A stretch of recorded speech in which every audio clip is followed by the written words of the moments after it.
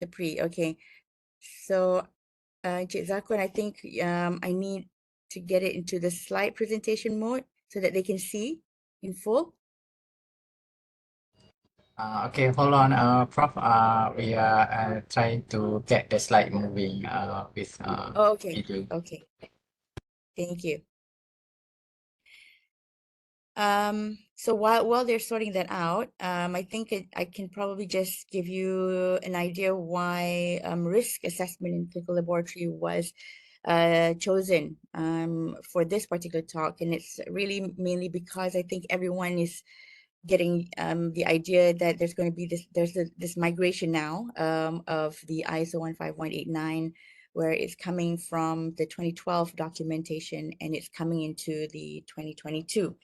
And in the 2022 documentation, it highlights three things. And one of them, it highlights three main changes. And one of them is risk assessment, and where risk assessment and risk management is incorporated into almost every clause within that. So, oh, if you can go back once, is that right? Okay. Yes, this slide. No, this slide before. Sorry. Okay. So, okay, next slide. Sorry, thank you. So the main thing is I just wanted to give you an overview, because obviously this is a 1 hour now, having been shortened because of the technical glitch, which again I'm really sorry about. But because of that limited time, I'm not able to really deep dive or go into very much detail of risk assessment and risk management within the laboratory. But the objective of this particular talk is really to give you an overview of what it is and some of the definitions that are being used and some of the tools that are being used. And again, if you understand risk management, risk assessment, there's no hard and fast rules. There's many types, many different tools that you can use, many different approaches that you can use. So it's going to be very subjective, and it can be argumentative as well. From just it not being able to have a very quantitative aspect of risk management. So what I'm going to do now is I'm just going to give you an idea of what risk management is. So again, highlighting here is a process. And what it does is, number one, you want to identify any potential risk. You want to then assess how bad the risk could be in terms of outcome. So that's to see whether the risk is really a low risk or a very high risk. And then you want to start ranking those risks, and you rank the risk by the most severe to the least severe, because you need to address the most severe ones first, and then the least severe, then you want to just calculate that risk and see whether do you need to make any changes or not. And the third is to address the risk in order of priority, again, or what I had mentioned before, and then monitoring the risk. And we'll go into all this in a little bit more details as the slide progresses. And then you really want to make it more transparent. So this risk management, risk assessment should be very transparent, that even the highest management should be able to access, stakeholders are able to also access. So next slide, please.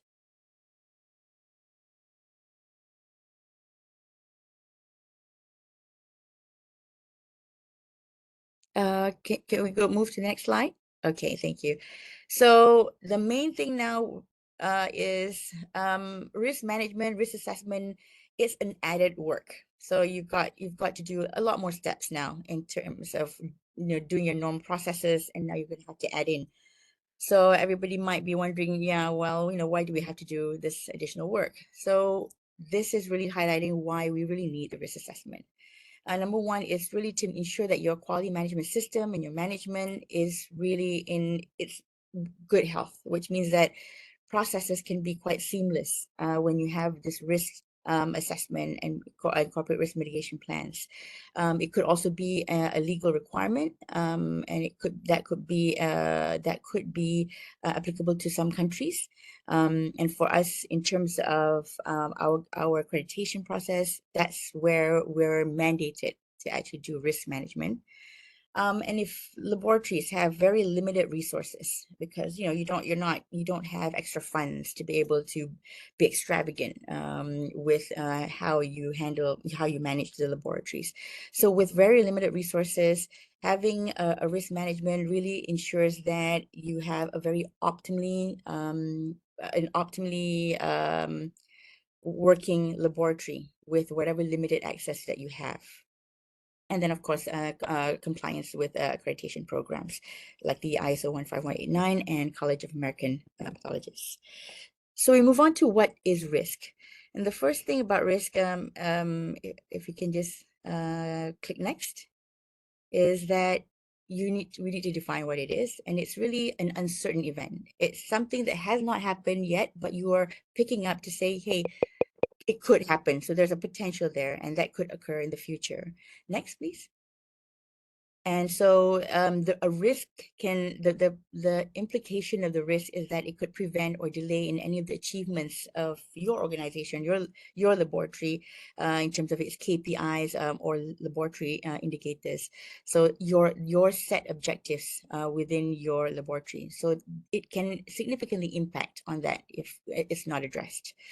And a risk is not really certain. So it's not that if you identify the risk, you're going to say, oh, yes, at some point I'm going to actually, it will end up becoming a reality. That's not the case. Most of the time, you're really looking at the likelihood, or what's called the probability. So the probability of actually that risk becoming real is it most likely or less likely. So that's all you're able to ascertain. And the other thing that I want to highlight is that not all risk is bad. So there's also some level of risk that probably needs to be taken in your respective laboratories that would actually make the laboratory progress and therefore prevent any stagnation of your lab processes.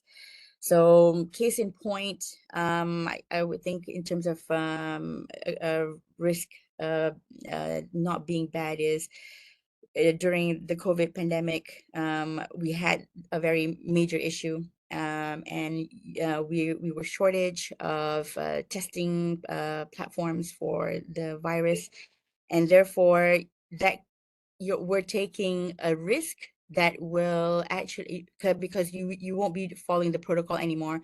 Your method verification might not be in its fullest or more or comprehensive because you needed to push out these tests really quickly. So you're taking that risk, and the risk is not necessarily bad. In this case, it is good because now you're able to meet the demands of you're able to meet that supply demand. Okay, so again, in terms of risk, it will be there, but then you're going to have to judge now whether or not you need to take that risk in order to progress. Next slide, please. Okay, so now we come to the terminologies of harm versus hazards versus risk. So this one, I think a lot of people get confused because they think risk is something that's already happened, but it hasn't. So I'm introducing harm because harm is really the adverse outcome or the impact that has happened because we did not mitigate the risk. A hazard is that potential source of harm.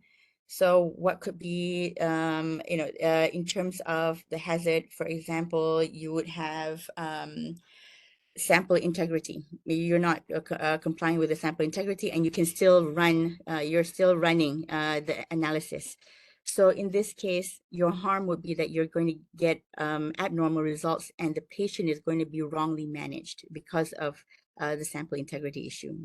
So that's the difference between hazard and harm. And in terms of the risk, it's really just calculating the probability of that harm occurring under a defined circumstance. So that's just getting you to understand between risk, harm, and hazard, because they will be usually used in a lot of the other risk management trainings, and this is pretty much a risk management language that's being used when you're doing risk assessment. Okay, next slide. So coming back to what I had highlighted before, in terms of the ISO 15189, the new document highlights 3 major changes. It's more patient-centered. it's less prescriptive. And what's related to this particular talk is that there's more priority to risk management. And it's almost, again, like I mentioned, in all clauses, repeated more than 80 times within the document. So it's really highlighting the relevance of risk management, where before it was just in passing. Okay, next slide. Next slide, please. So with the new ISO, it would be in clause 5.6 under risk management, where it would mention that the RM processes should be implemented throughout. Okay, and it links with the ISO 22367 and 35001. And then it also mentions that you need to identify risk, and they're to be analyzed in terms of their rank, and it needs mitigation where necessary, and it's based on the degree of risk of harm. So your risk mitigation plans would be put in place based on the rank of that risk. And then you can use processes and instrumentation to address these risks. And when it's not possible to completely remove an identified risk, then you have to assess that risk that remains. So technically, what you want to look at for now, if let's say you have a risk that you really can't have a proper risk mitigation plan that's going to be very effective, then you really want to calculate the residual risk, which means that you already have a control to mitigate that risk in place, and you want to see how badly it will impact. So that will be calculating that rank of that risk again, and then coming together and then deciding, can this risk be accepted or not? And so that really requires team effort in this case. And it's so in terms of the risk, you are not supposed to really eliminate all the risk or completely remove that. It is just that you need to be able to identify, to be able to know how that risk can impact on any of your KPIs or laboratory indicators, and then weigh the risk and benefits of it. Okay, so that's the main thing that they want to say. So if let's say that risk is too low to really severely or significantly impact on patient results, for example, then you won't need to really do any risk mitigation plans for it. But you may need to just monitor throughout, just to make sure that that particular risk does not happen, that particular risk does not lead to a hazard. Okay. All right, next slide. So this is the risk management cycle. So technically what risk management involves is one full cycle, where it will start with you confirming the strategy of how you want to do your risk assessment. And this really requires, and I think in previous risk assessment training, they would always say you want to have your team. You form your team members, and the team then decides in terms of what area you want to assess risk. How do you want to divide your risk, categories of risk? So that all comes into the confirm your strategy. So for laboratories that already have ISO 15189, you will probably have your strategy in place, but you may want to fine tune it now to make it more comprehensive. So you can, your strategy could be that you want to look at pre-analytical, analytical, and post-analytical. That will be your categories. You can also look at management and safety also as part of your categories. So this really depends on your respective labs. There's no hard and fast rules for this. So once you have confirmed a strategy and what you want to assess in terms of risk, when you want to assess them, then you want to then identify and assess those risks. And identify and assess those risks really looks into which scope that you're looking at, that you've confirmed during your strategy. And then you start calculating the risk and the risk rank, which we will go into in a short while. And then you want to then challenge and evaluate your existing controls. If you already have some control measures, you want to be able to see whether or not it's effective. to mitigate those risks. And for those that don't have a very effective, or they don't have any existing controls, then you may need to take action. And again, this depends on your the ranking of that risk. And then subsequent to that, you want to monitor the additional control measures or the additional risk mitigation plans that you put in place to minimize the identified risk. So that monitoring will touch on as well. Next, please. Okay, so we'll go into these steps, and this is just a brief going through the proper processes of risk management cycle. So the first one would be purpose, and this is where during the strategizing happens. So you need to define why you want to do a risk assessment, and it has to be very purposeful. You have to, it's either that you see maybe there's a lot of feedback from your clients, feedback from the clinicians on certain aspects of your service to them that they are highlighting to you, like, that they may think that there's a gap. And that could be where you want to then look at doing a risk assessment. So that's one example. Another example is if you wanted to start up a new analyzer, if you want to set it up and set up all the a testing platform, you may want to also look at the risk involved in terms of looking at the conduciveness of the environment for placement of the equipment. So that can be also one area that you would want to do a risk assessment. And some laboratories also have looked at, if you change process, prior to changing process, you may want to do a quick risk assessment. So this is again defined by your respective laboratories, how labor intensive you want it to be, because you really want to ensure that you have a very seamless process within your lab, or how regular you want it to be. The way that the ISO 15189 2022 document looks at it, looks as though risk assessment will have to be a continuous assessment, where it may not even be annually. It could actually be as processes are being changed that are quite significant, and it could have a very significant impact on your KPIs. So that's something to bear in mind.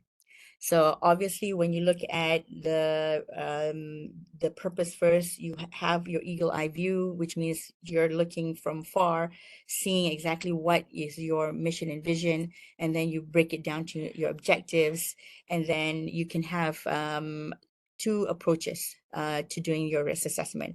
Either you want it to be very shallow, or you can go very deep. So which means that you can have many aspects. You can look at pre-analytical, analytical, post-analytical, but just on the surface. Or you can actually just take one and look at pre-analytical. You want to look at sorting station, or you want to look at the data entry station, and then you go deep into the step-by-step process of sorting, for example, or the step-by-step process of how they actually key in do the data entry. For that's as an example. So next slide. So the second step would be, now that you've identified, you've put a strategy in place, you have the purpose, you want to now conduct your risk assessment. And when you do risk assessment, you're really trying to identify the risk. Most of the time, how you want to identify the risk is by breaking down the process into many, many steps until you reach the end point.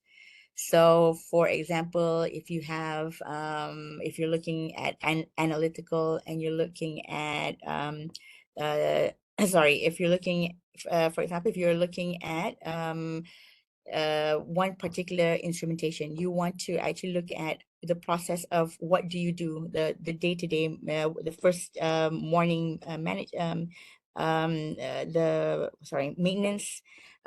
Secondly is the QC, the calibrator, and so on and so forth. So you want to break down to the steps of what you do from step one to step to the end of the process for just managing the instrument, as an example.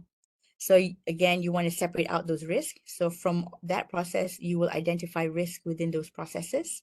So when you have identified the risk, you want to then identify what could be the potential cause for that risk, and then what could be the possible effect or the impact of that risk. And so the most important thing when you're identifying and you're capturing all the details of the risk is to be very concise and very clear.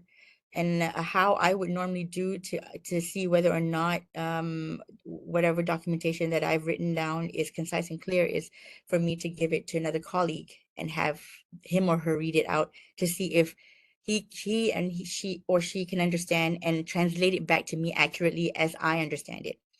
So that's one way of making sure that you're concise and you're clear. And that obviously the whole that whole thing can have its own training as well.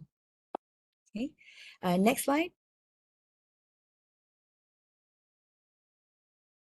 So when we're assessing the risk, two things. At the bare minimum, we have two things, and other tools may have three. Detection might be another aspect that they can look at. But for the majority of the laboratories that I've seen, the main aspects of risk when they're looking at risk calculation is looking at the impact and the likelihood or probability. So in terms of the impact is they're looking at how bad the would the consequences be if you don't have any risk mitigation put in place for the risk that you've identified.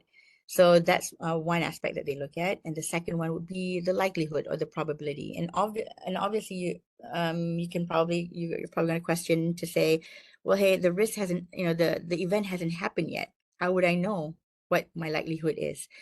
This would be very subjective.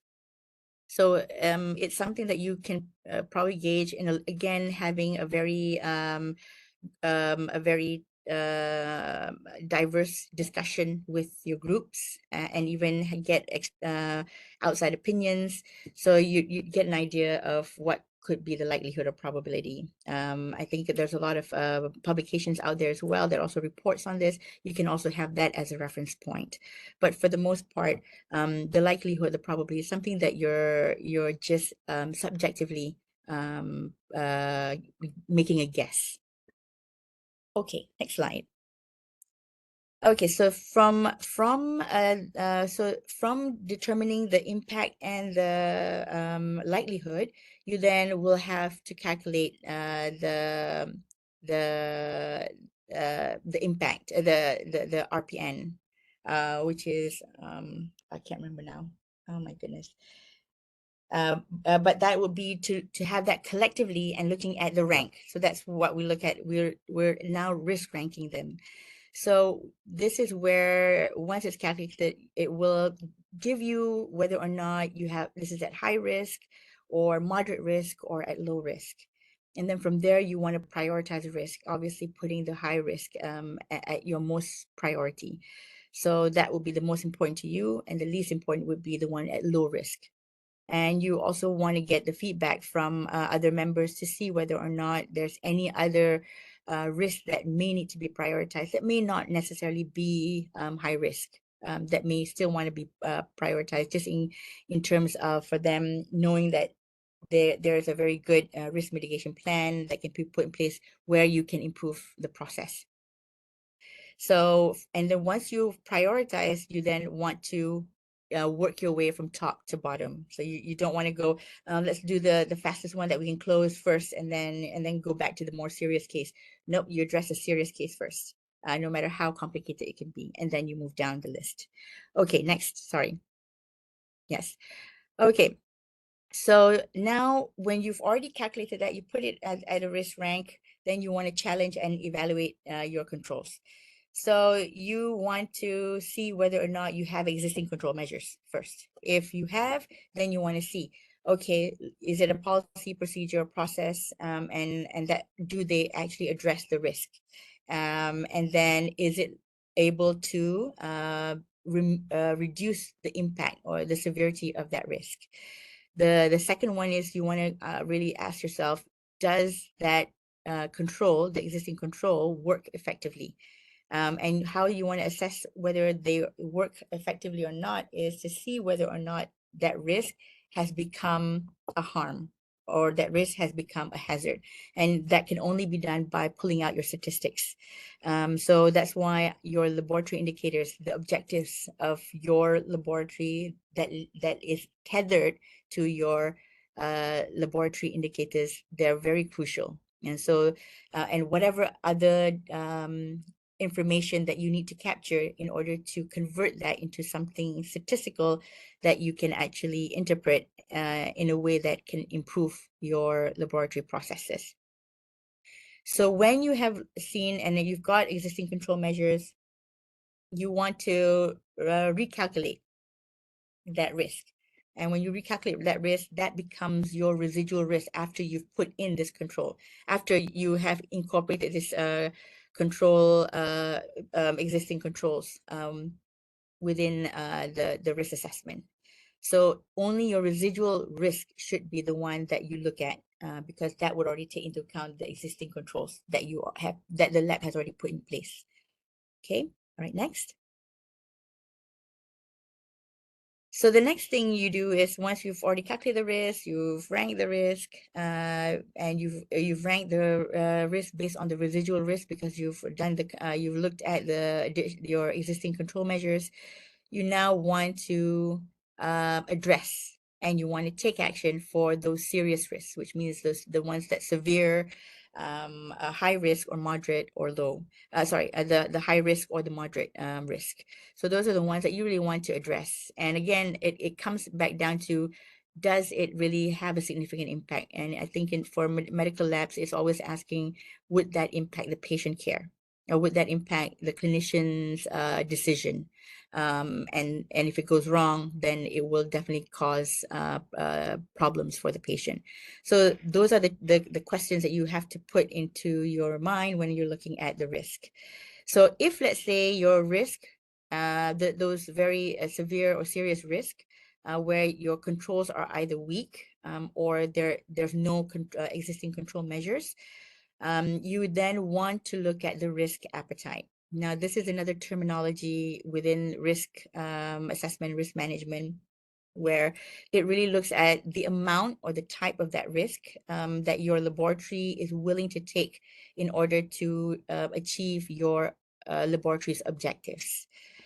So case in point, again, when we talk about risk appetite, I always take COVID as an example because that's a very clear-cut example of what risk appetite is. Your objective now is to be able to supply COVID testing nationwide because there's an increase in demand that cannot be met. So you have to sit down with your team and look at your risk appetite and see whether or not that risk appetite is enough to actually circumvent the risk that you have identified. In the sense that, how sure am I of the accuracy of results because we have not done a proper method verification, or they have not done enough research to be able to know whether this test is going to be valid or not. So things like that, we're looking at the risk appetite and to see, because in this case it is a necessity. Because it's a necessity, certain risk that could be considered serious is now able to be taken into consideration, because we still, it's more important to supply than it is to take time to be able to get to be able to get the most a proper validated testing platform. Okay. So again, when you're looking at the risk appetite, you're also now just looking at examining cost versus the benefit. So that's part of the decision that you're going to make. It's going to be based on all of that. Okay. Now, next, please. So in terms of taking action, 4 things that you can do. Either you tolerate it, and again, this is based on your risk appetite and the type of risk it is, or the risk ranking it is. If it's a necessity, you may need to tolerate, or if there is no way of going around it, that means the risk mitigation plan is just not able to be met, maybe because of funding resources, limited resources. That could possibly, and I think you would probably have had that experience happen.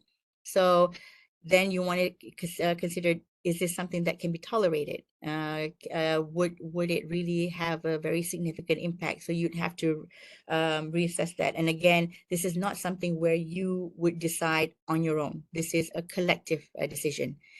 Do you treat it? Which means that, do you need to amend some processes? Or do you need to completely change the process entirely, so that you have a more effective way of doing it? Or you want to completely terminate altogether, which means that, if the test that you're running is causing too many significant errors, false positive, for example, and there's no way to mitigate around it, you may need to terminate that particular service until you actually find a more suitable vendor to be able to supply a more accurate testing platform, as an example.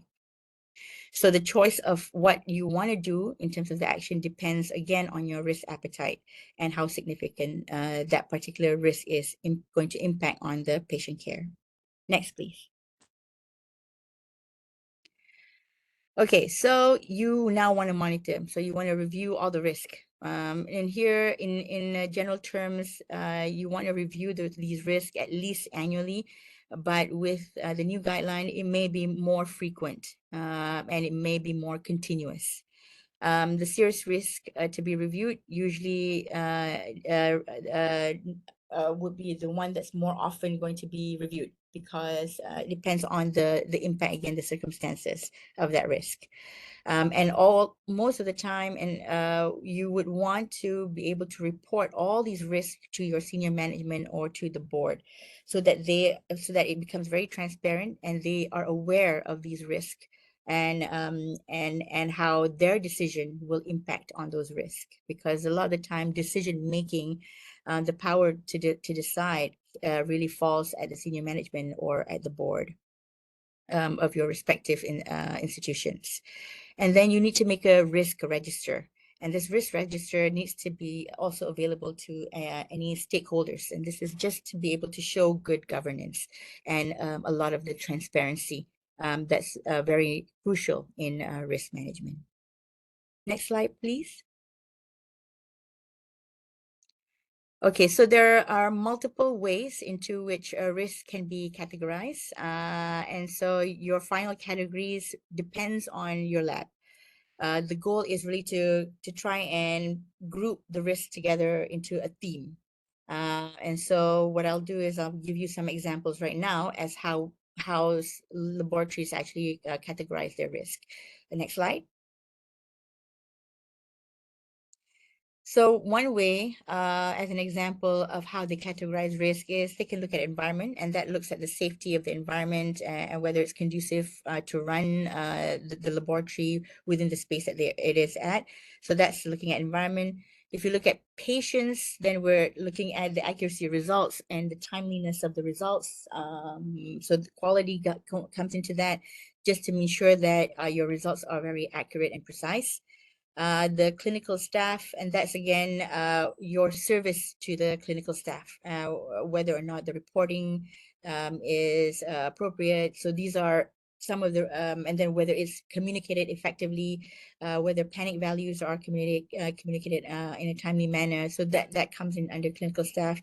You have got your laboratory staff, and that can look into their safety and whether or not they have enough skills to do what they are needed to do in order to generate the right results in a timely manner. Again, looking back to see whether your laboratory's objectives are addressed.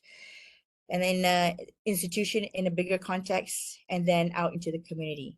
In terms of how we are serving the community. So you can have the breakdown into that. So this is one category of risk. The next would be if you're looking at it in terms of just within the laboratory, where it's just pre-analytical, analytical, post-analytical, and the management that has an impact on those processes, as well as the laboratory environment. So you can also have it some in terms of this.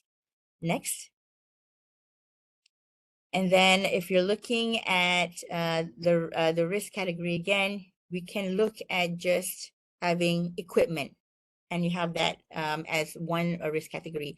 You have reagent, you have calibrator, you have your quality control, you've got your sample, and then you've got your reporting processes. So each one will break down the processes of how they're managing those respective categories. Next, please. So if we're looking at, sorry, if we just go back, go back one slide, sorry. So if we're just going to look back at, next slide, next, just click, nope, keep, yeah, okay. So if I want to deep dive, so let's just say I'm taking reagent, for example. Okay, now next slide, sorry, thank you. So next slide. So what now you're looking at the reagents. So in the reagents, you have subcategories as well. So how you're obtaining the reagents, how you're storing the reagents, how you're preparing those reagents, and whether or not you have the proper calibration procedures for the reagents.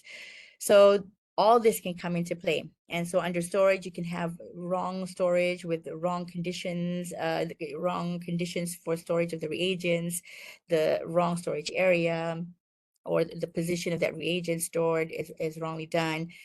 In terms of to obtain those reagents, it's probably the shipping condition. Did they arrive in the right temperature? Did the reagent arrive at all? Things like that. Okay, so for each one, you can break it down.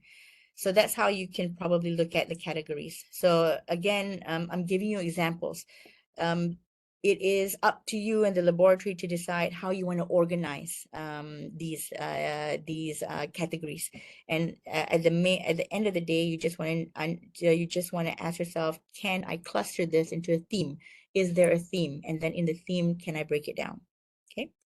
Next slide.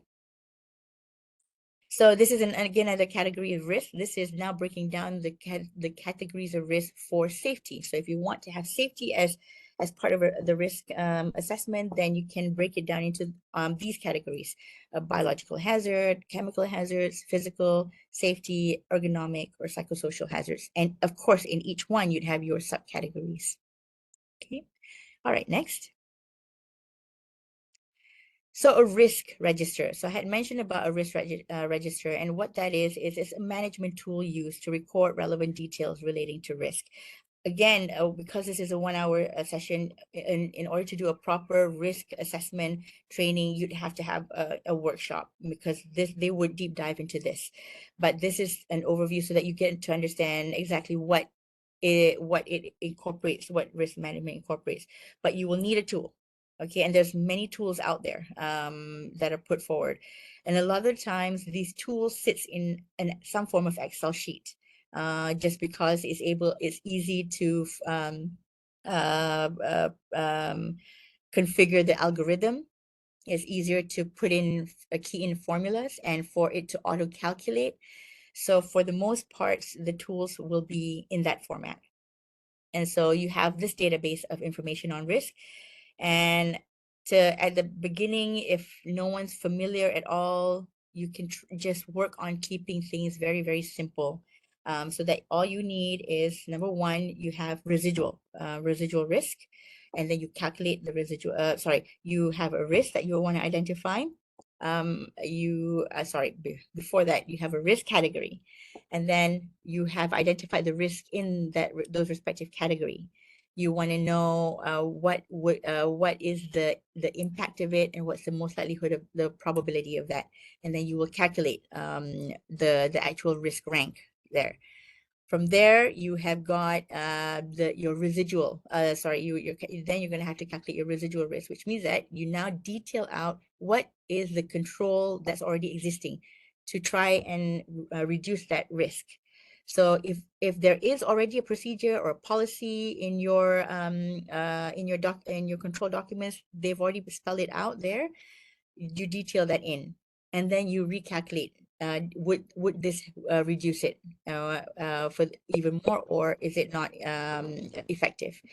And then you want to have additional risk, and you only do additional risk when you actually have a significant risk.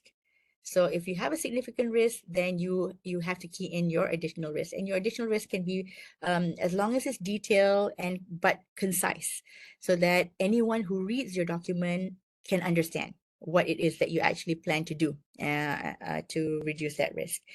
And then you recalculate again. So that's in a nutshell what your Excel sheet should look like. And I'll show you in a short while some of the examples. Next slide. Okay.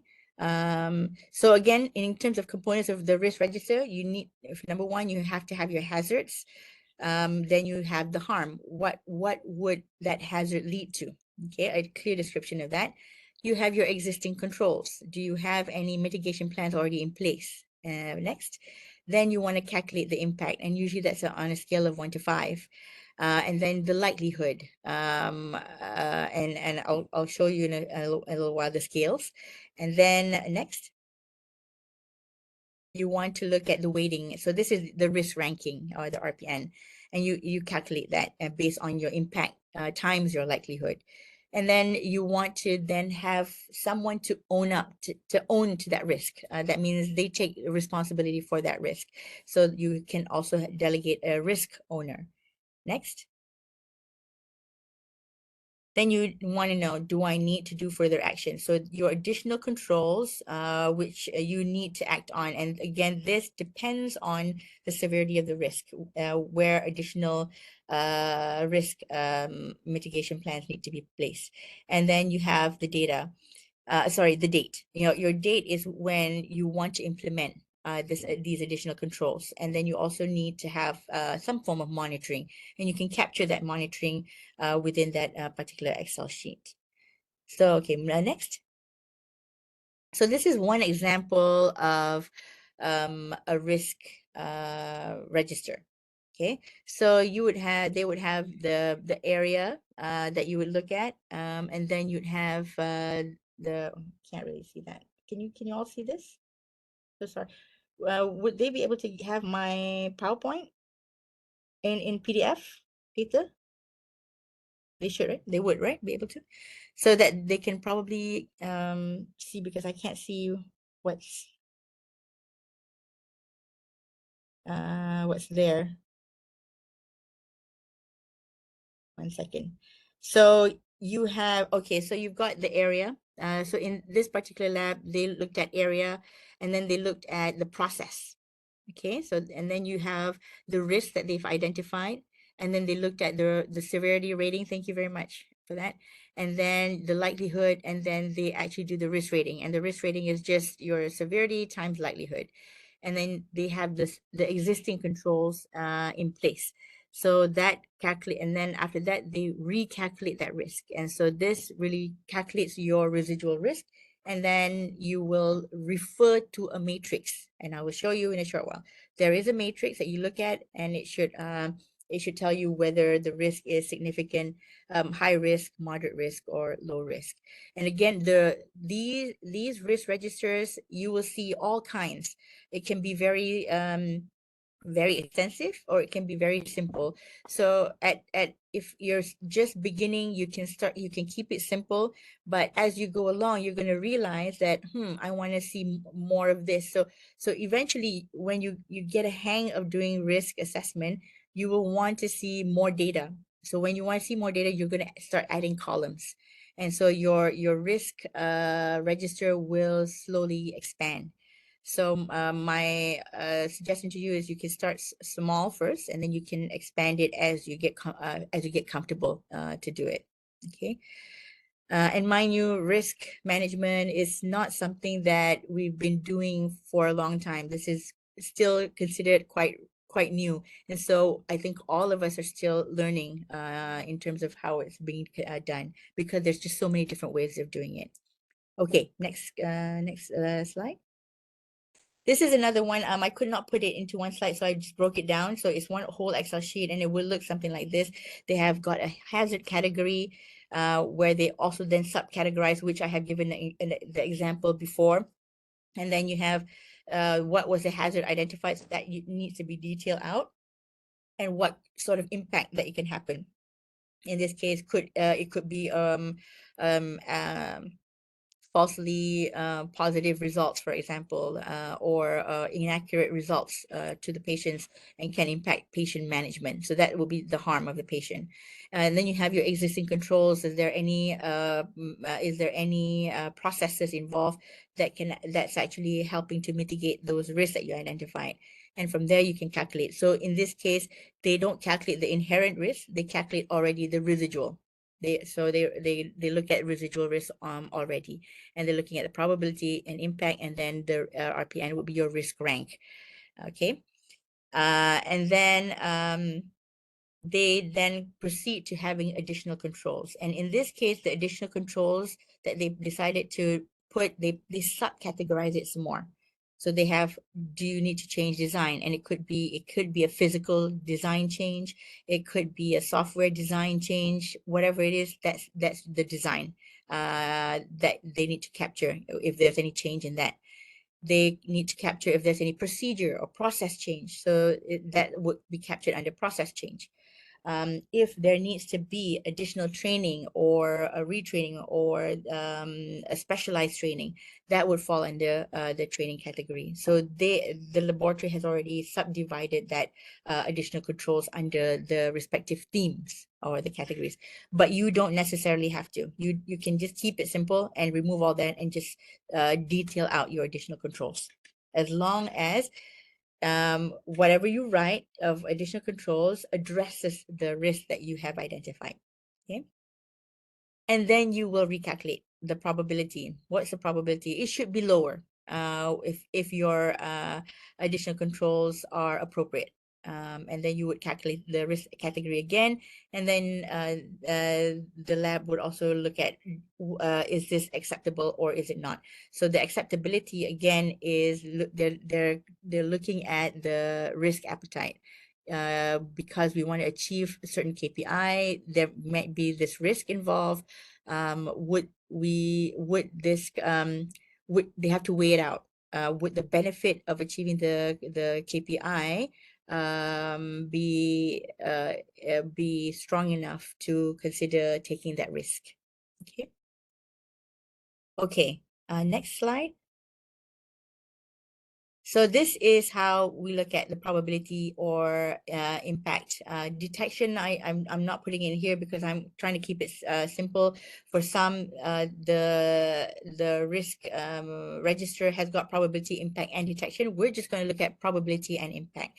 So if we look at probability or likelihood of it happening, it's rated from 1 to 5. So 5 being the most frequent one. And as an example, they're giving it as, is it once a week? If it's probable, is it once a month that it could occur? Occasional, is it once a year? Or remote, is it once every few years? Or improbable, once in the life of that measuring system, as an example of an instrument. Next, please. And in terms of the impact, this is looking at the probability of doing harm. So it's also rated 1 to 5. It can be negligible, just inconvenient or temporary discomfort, but it has no significant impact. Minor, yes, there might be temporary injury, and you can see that this is more related to the patient that we're looking at. Or it could be, again, how you want to define it is in that case scenario. But for the most part, because we're looking at lab processes, we're looking at how it impacts on patient care. So if it's minor, it's just temporary injury or impairment that's not requiring any professional or medical intervention. If it's serious, it really requires professional medical intervention. If it's critical, it's permanent impairment or life-threatening injury. And if it's catastrophic, then it could lead to patient death. So this would be the impact that you want to then designate when you're identifying those risks. So giving an example, if let's say, sorry, because I'm a chemical pathologist, an example would be if you have high sensitivity troponin, and because it was because there was a QC problem, and you're showing you're showing a negative bias, and it's a significant negative bias. When you're running the test, it would probably be normal when the patient actually has an MI and your troponin does not alert because it's in the normal range, and that does not exceed the cutoff value. And so because of that, the doctors probably in the ECG they did not see, because again, the good thing about that on the clinical side is that there's a lot of categories to diagnose MI. But in the event that the clinician is just looking at that biomarker, and if it's normal, then they can just discharge the patient home. And in actual fact, the patient's having an MI, and that could actually lead potentially to a catastrophic impact. Okay. All right. Next. Okay, so this is one aspect of the risk matrix. So a risk matrix is actually a tool that you use to really try to quantitate what you have assessed, what you're assessing, or the risk that you're assessing at best. Okay, and it determines the level of the risk. And how does it do that? It actually just calculates. Yes, you can move up to show the risk matrix. Thank you. Okay. So it just looks at your likelihood times the impact, or in this case, they branded it as consequence. So and based on this, so you can adopt any of the risk matrix that's out there, as long as it's closely related to medical laboratory. So again, I'm not going to tell you follow this, and because there's a lot of it out there, and I think you would need a proper workshop for it. But this is an example of the risk matrix, and so it's just looking at that's why they actually do the multiplication, so that if it's at 10, then it's at medium. If it's at 24 here, it would be critical. And then based on that, critical and high needs to be addressed. Medium is a plus minus, depending again on looking at how much risk you want to take. Okay. All right, next.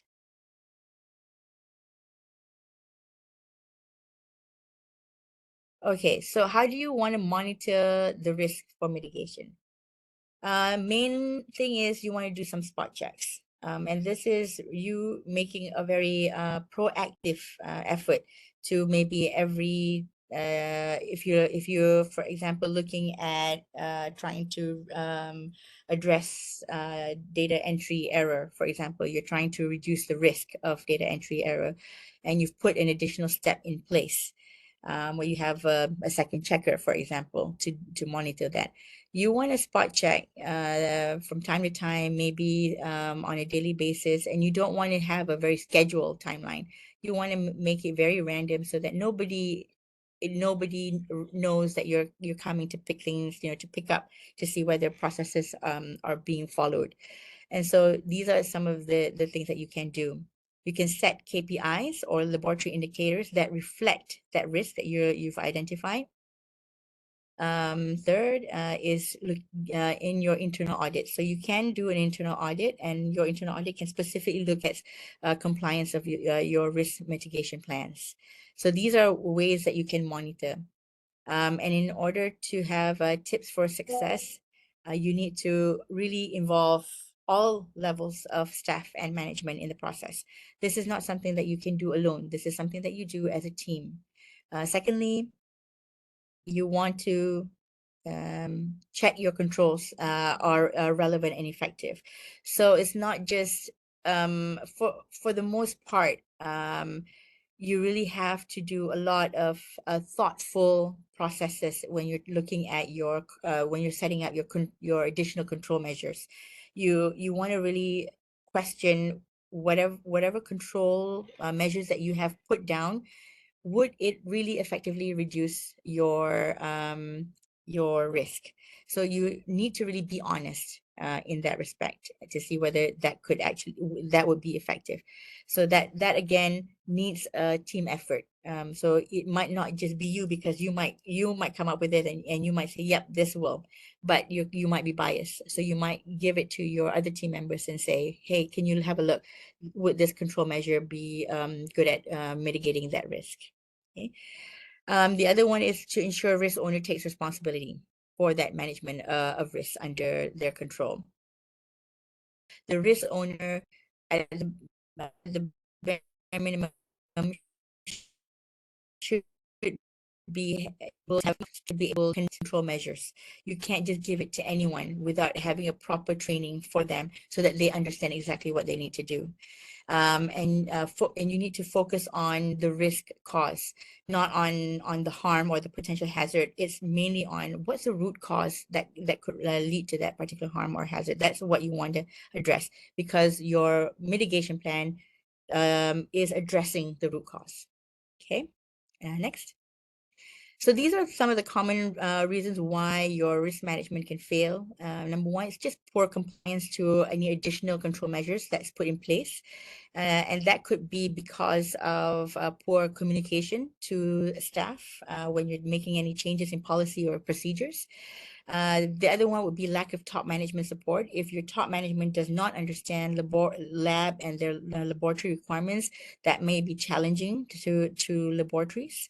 A toxic work culture. If you can't have a very holistic team effort, if nobody supports one another, that's going to be a big challenge in order to get a risk assessment put in place proper.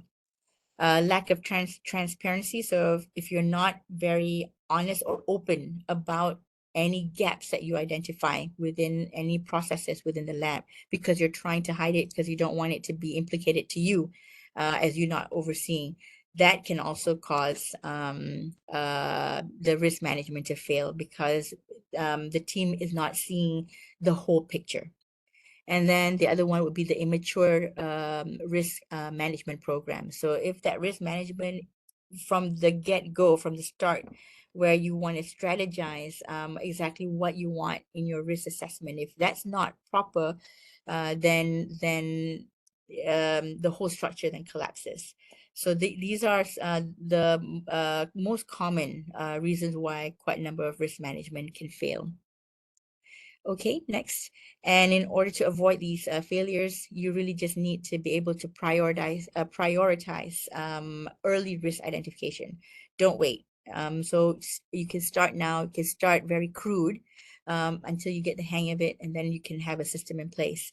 You can adopt. The main thing is also to adopt mixed strategies. You might have a control measure that you and you're banking on it, but it might fail you in the long run, which you may not foresee. At that time, it really looks like it's addressing the risk.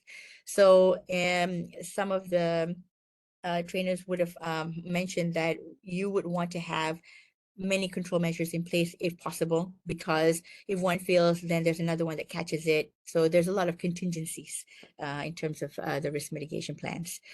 You want to implement consistent risk assessment skills. So, you want, once you set up the risk matrix, the risk, your risk profile, you want to make sure that you keep it stable and you don't really want to change it up too much. The only thing that you want to do is you can build on it, but you should not be changing from one system to another. Create a culture that values transparency and informed risk taking. I think the main thing is if you have your laboratory staff that is really in line to do risk assessment, or to embrace risk management. That means understanding that they can really look at risk in every aspect of the laboratory processes.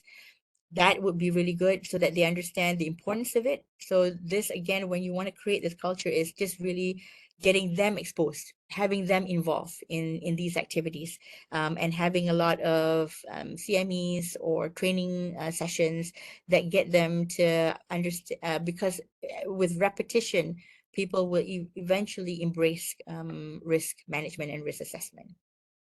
And then you also want to have just making sure that you continuously monitor the risk. So sometimes if your exercise is only for that year.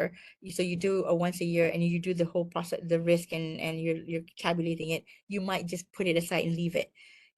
That would be, you know, a wrong practice, in the sense that you really want to make sure that that risk has its dashboard where you can always monitor the risk and what the risk register, so that you know that, okay, these are some of the risk. And again, it comes down, depending on how you want to do your risk management, who is the risk owner. And that risk owner is the one that needs to constantly monitor and have a continuous assessment of the risk. So these are some of the ways that you can avoid. So in terms of, this is my last slide, the take home message. Number one, I keep going. Oh, sorry. Risk management predicts the size of the iceberg, because for the most part, what you're seeing is on the surface, but the risk management forces you to really look into the process more deeply, and then you can identify the iceberg underneath the sea, for example, and it determines the impact of that collision. And then it takes additional steps to avoid these risks. So I think with that, I'm just gonna end this here, and I can see all the questions coming up from the time that I started my talk. Maybe I can go through the chat, and but I'm happy to get any questions that you have. So here, we will ask permission. Okay, thank you. Okay, so Marcita, you asked, the tool used to identify and assess risk, must it be documented? And if yes, is there any standard format? No. So Marcita, I hope I've answered your questions during my talk. There's no standardized format. And I'm hoping that I don't know whether there's assessors here, but because it's going to be less prescriptive for 2022 documentation, we should not be, as assessors, saying, oh, you must follow this particular way of doing the format. My suggestion to those that are not familiar, have not started risk management, to have a proper training for it, and training programs usually have a 1 day or 2 days training. Not like this. This is just introductory, an introduction to it, because you would have to actually go through it, and you'd have to do an exercise so that you get comfortable and familiarized with the tools. And usually when you go through that training program, they would have given you some form of tool. And so you may adopt those tools from the training programs that you attend. So, but otherwise, there's a lot online, and if you actually go into different laboratories, they would actually share their procedures in terms of how they're doing it and what sort of format that they use. But I've just given you some examples within my PowerPoint. So I hope that answers your question, Marcia. And then you've also asked, once identified, do we need to review that risk every year, even though the risk is low? If the risk is low, you won't necessarily have to. But if you are, especially if you think that it's not impacting, if there's no significant impact to the patient management per se, or to maybe if in terms of the safety. So it really depends on your risk. And this is why I highlighted earlier, it's very difficult for us to give you a clear-cut definition to say, yeah, no, you can completely ignore it. Because, for example, if you have, if you've got, sorry, where is it? Okay, so if you've got, for example, your let me give you an example, that you have chemicals stored in the chemical cabinets, for example, but it's placed in an area that may not be as conducive in terms of the temperature. It might be slightly high. So you think that it's okay, it's in a safety cabinet, that could be low risk if you calculated it. And I'm just giving this arbitrary because you're going to have to really think through and discuss with a team when you're deciding this. So that, to me, I would want to actually revisit just to see whether temperatures are climbing during throughout the year, and even though even though if it's low, just changes of the environment can actually impact it. So that would be something that I might want to look at throughout the year. Okay, and then the other one is, what are the best criteria to include for determining severity and likelihood? Okay, I don't quite understand this question. The best criteria, would that risk matrix have helped you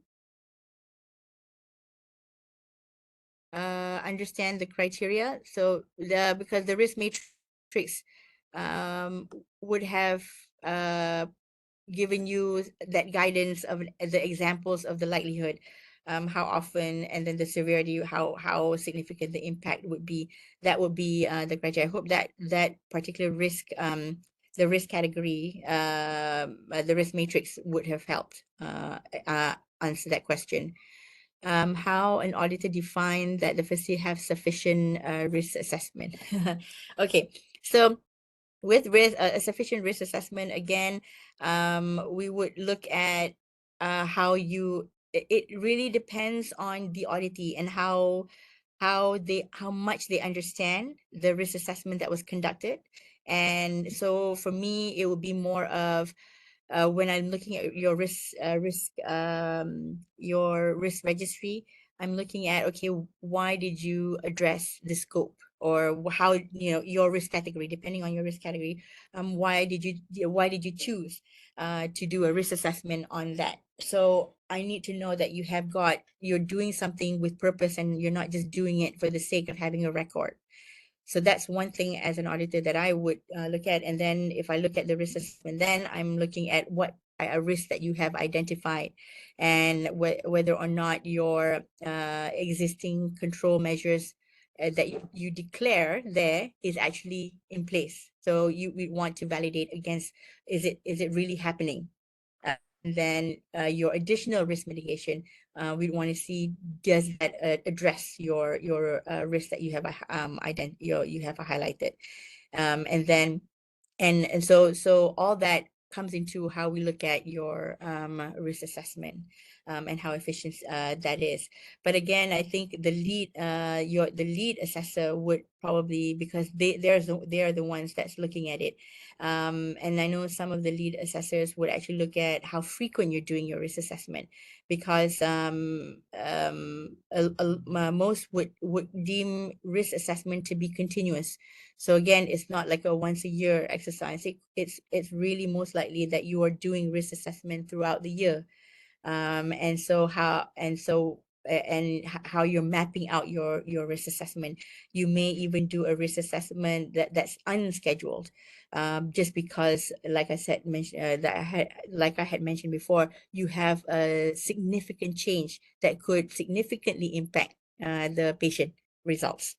For example, new instruments coming in, or new testing platform coming in, that's worthwhile doing a risk assessment to see whether or not it's going to have a significant impact or not. And then what's the indication that is required us to revise, either add or change? What is the indication that would require us to revise? I know, would you be able to elaborate on that? Whether text assistant is enabled to save audio highlights. Because I don't quite understand. I know I could. Or maybe you can type it. This form, what is the indication? Dr. Kevin, risk assessment in the simplest way. Risk assessment in the simplest way is just what I had mentioned. You want to look at an area that is of concern for your lab. You want to identify risk. What could any possible thing that can go wrong? Okay, anything that can go wrong that hasn't gone wrong, you want to write that down, capture that. You want to then find out, is there anything in your process procedures already written that actually addresses that to reduce the problem. If that has not, if you don't have that, then you don't have any risk, you don't have any control measures. Okay, then you want to calculate, and you want to, how do you want to calculate? You go back to that matrix study that I was showing you. So you look at that matrix and then you calculate, and then you see, is it at the low risk, moderate, or high risk? You want to define which ones you want to address. So anything high you want to address automatically. A moderate, even some of the trainers would say yes, you want to address the moderate. Some would say, well, you want to look at risk and benefit. Is the benefit more important? Would the benefit be more than the risk? Then you may accept that risk. But if the benefit isn't that great, then you want to address that risk. So for moderate, but in other words, the lab defines. But you must make sure that there are the justification. There's a justification that, okay, we accept it because so and so and so and so. We're not going to change the method, the process because so and so and so. So as long as you have all that documented, okay. So I'm hoping that can simplify, because you want it a simple, a more simplistic way to do to understand risk assessment. Okay, then you just want to find out, is there any way that I can improve the risk by adding new steps to prevent that risk? So you're adding additional measures to make sure that you can control the risk, so that it does not become a harm or has an actual before it causes any harm. Okay. So what are potential risks associated with any decisions, projects, or activity? Okay, quickly, you're at the, so in this one, what are the potential risks associated with any decisions, projects, or activities? It depends on what decision it is. If, let's say, it's a decision to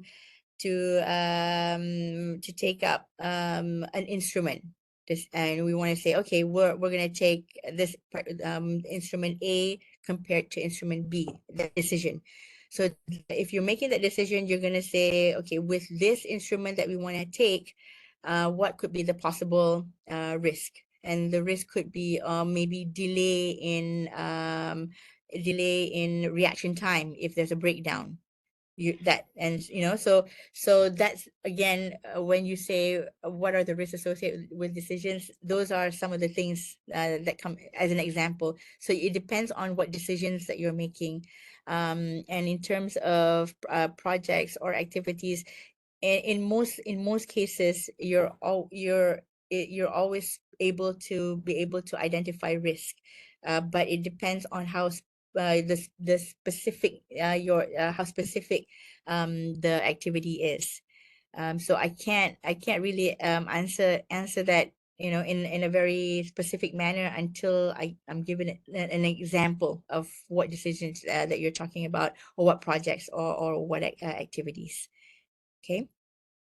To prioritize which risks to come first, we need to get feedback from other labs as one of the way, right? Okay, so how many feedbacks from other labs do we really need? Is one lab enough, as long as the feedbacks are thorough?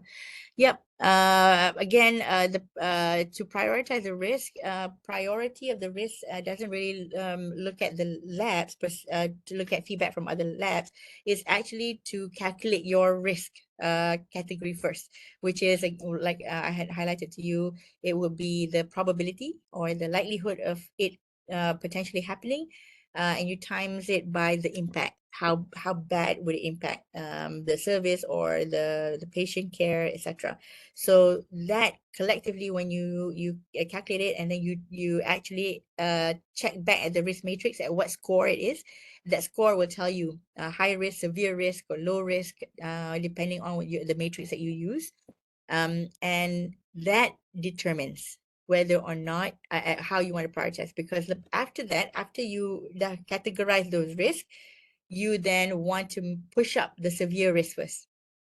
So then you've already prioritized the more severe, the moderate, and the low. Low risk, it depends if you want to make it a priority, because it depends on, again, your how significant it is to your laboratory's interest. But the simplest form is you ikut je. That means once you have you've done the once you have done the calculation, you've calculated it, severe and moderate goes up first, then the low risk comes down. So that's how you prioritize. Okay.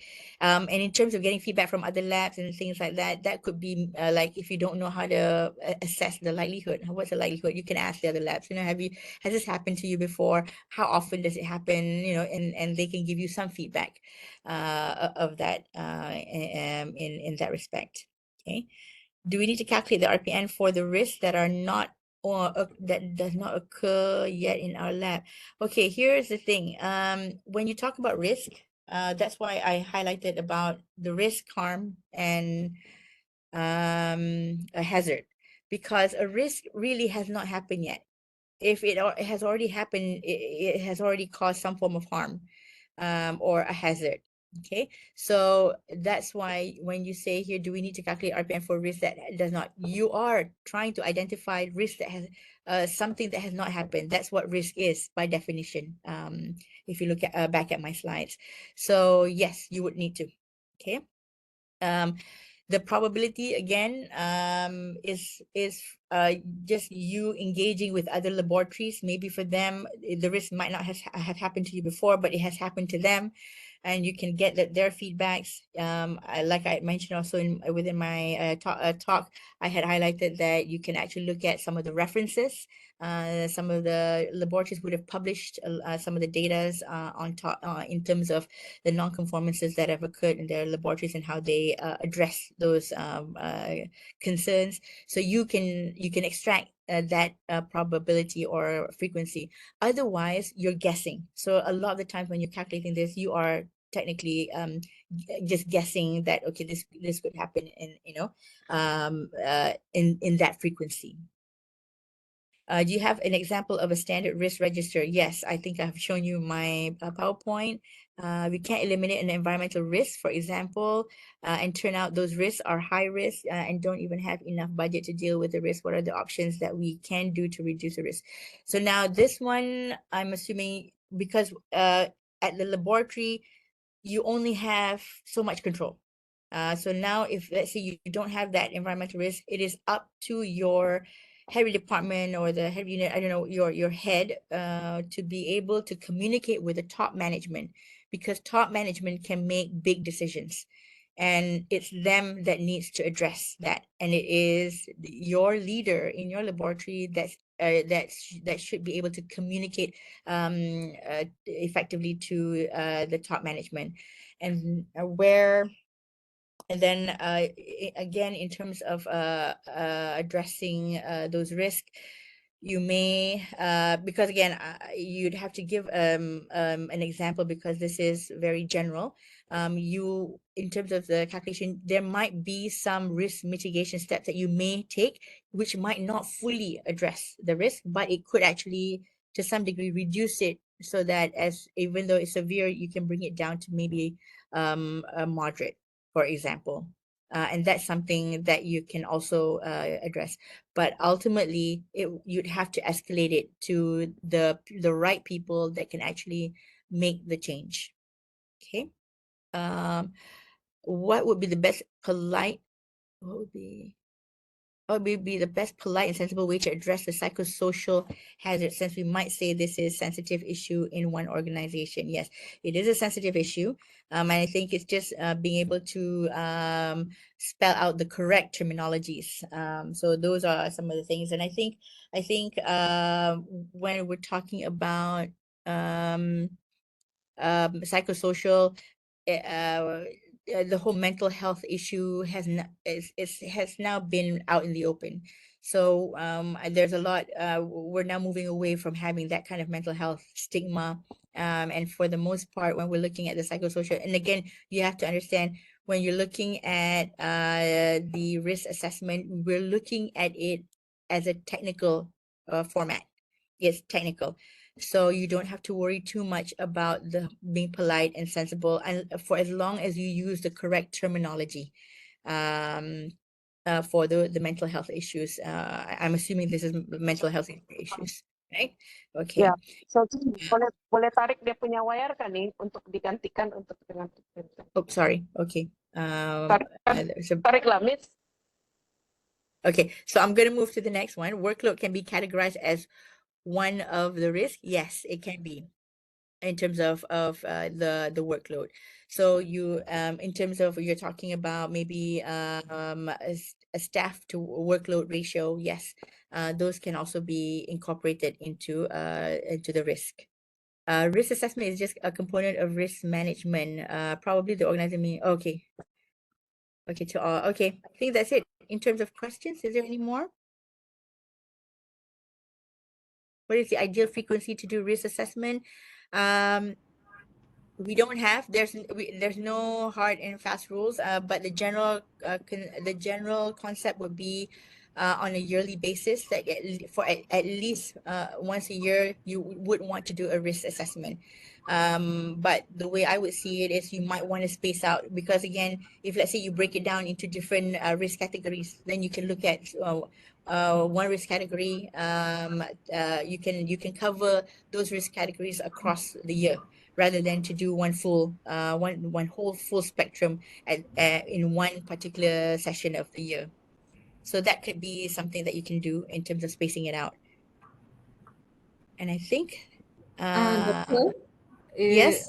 Okay, I think we have another 4 questions if you would like to answer. The question is, the latest ISO mentioned that we need to address risk in every lab process. Should we list down all the risks in the risk registry or just mention them in our work procedure or arahan kerja?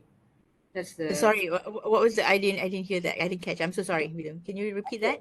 The latest ISO mentioned that we need to address risk in every lab process.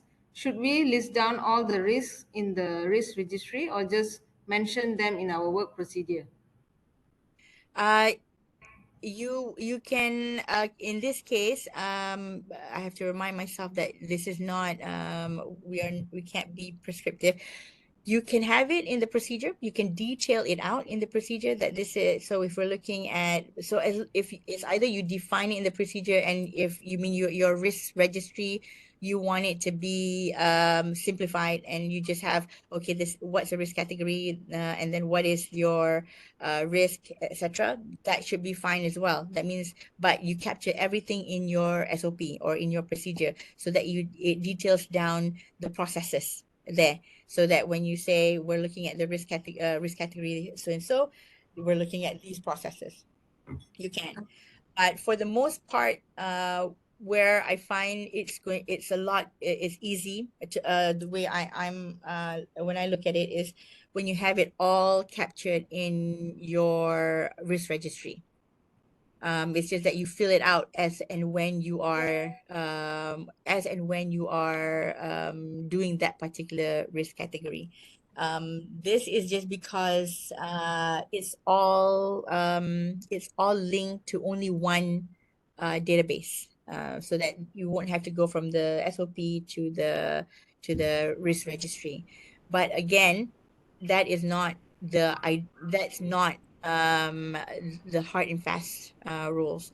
So if you want to put in your SOP, that's fine. Whatever it is, as an assessor, as long as when I can read your registry and I can read your SOP, I can see that they married with one another. They tally. That means you don't have to explain it to me. I can read it and I can understand it myself.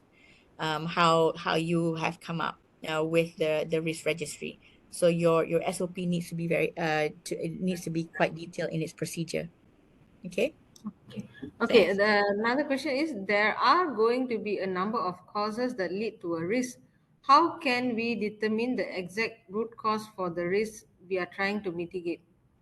Okay, so when you talk about cause, you are right. For some, the cause can just be one, for most of the time, but there will be instances where there'll be many root causes, and you don't really need to identify which one is the one, because it could be collectively all three, for example, causes could contribute.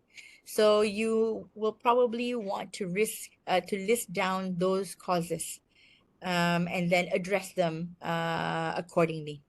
Okay. So a root cause does not need to be one. It can be many, because sometimes it can be collective that can contribute to that particular harm, that can contribute to that particular one hazard. Yes. Okay. I think this is the second last question. Okay. In the risk register, we already identify the risk, but some of the changes happen. For example, new SOP implemented or new test offered. So I'm not sure what's the question Yeah. going to mean. Yeah. I don't understand that question. If you're around, you can uh, uh, if you can elaborate on that.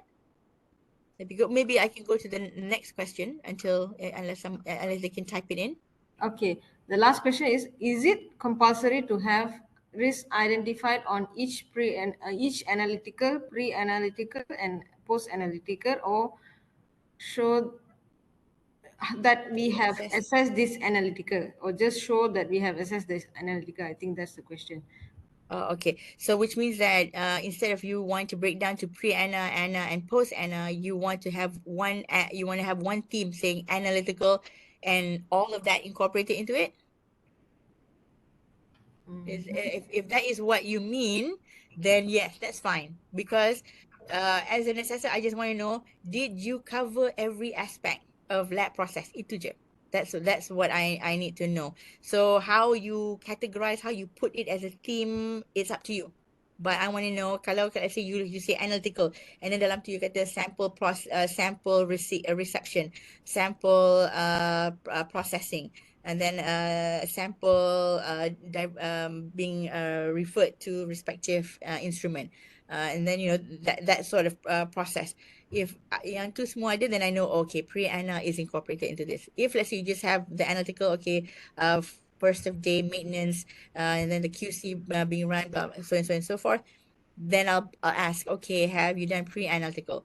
And you just have to justify, oh, we don't do pre-analytical because we've done it before and we've identified this risk and now we're moving on to it. So you have that, or if you don't have that, then that might be a cause for concern for an assessor, because you have not touched on pre-analytical. So again, the compulsory to have risk identified in each of the phases, yes, it is a necessity to look at each one. But if you want to categorize, that is really up to you how you want to categorize. Okay, I think would be the very last question. Okay. RPN is determined from probability and severity. The probability is referring to the probability of risk or probability of the non-conformant. I think they're asking in terms of ISO. Okay, so a non-conformance is something that has already occurred. The understanding of non-conformance, it is if you have a non-conformance, that means you are non-conforming right now. Okay, so we don't really calculate the probability for that non-conformant, but we actually calculate the probability for the actual risk, which is the potential non-conformance that has not happened yet but could happen in the future if you don't address it now. Okay, so that again, I think everybody needs to understand the risk doesn't necessarily mean it has happened. It's not. By definition, it is a problem that could arise in future, but has not happened yet.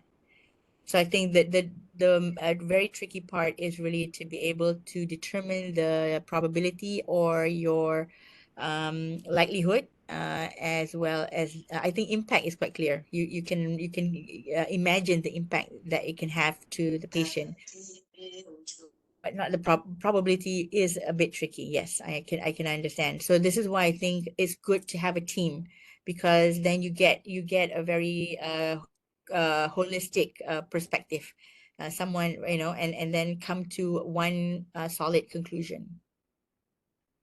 Okay, Doctor, thank you so much for this session. And I would like to invite all to open your cameras to get our picture taken today.